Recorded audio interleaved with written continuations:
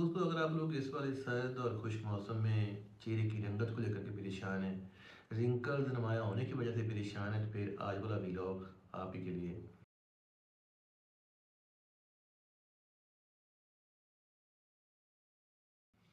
अस्सलाम वालेकुम दोस्तों, मैं डॉक्टर सुहेल खान हूँ और आप लोग मेरे जो सोशल मीडिया के प्लेटफॉर्म है जैसे फेसबुक और यूट्यूब उनसे मुझे देख रहे हैं।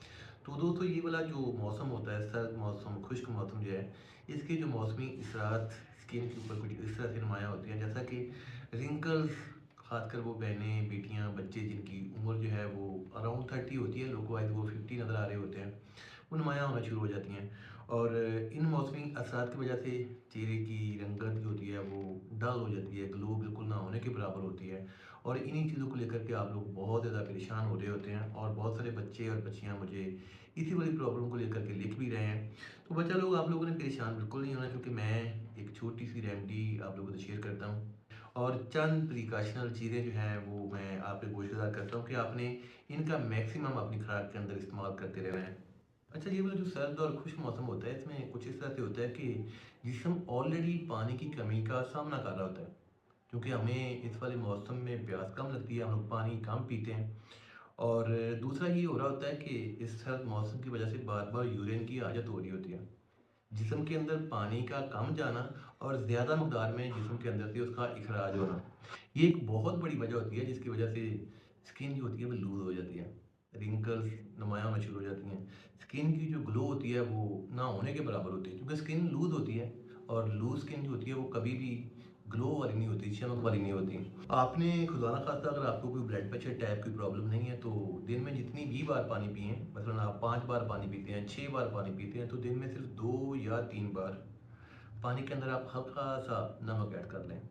क्योंकि जब जिस्म के अंदर नमकियात का जो बैलेंस होता है वो बराबर होता है ना, तो पानी जो हम लोग पीते हैं वो काफ़ी देर तक जिस्म के अंदर रुका रहता है।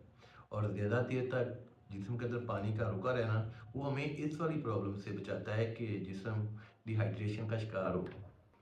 तो एक तो है इसका ये वाला सॉल्यूशन, और उसके बाद ये वाली जो रेमेडी है, इसको आपने जब तक ये सर्द और खुश्क मौसम है, इसका इस्तेमाल आपने मसलसल करते रहना है। रात को सोने से पहले अपने चेहरे के ऊपर, हाथों के ऊपर अप्लाई करें।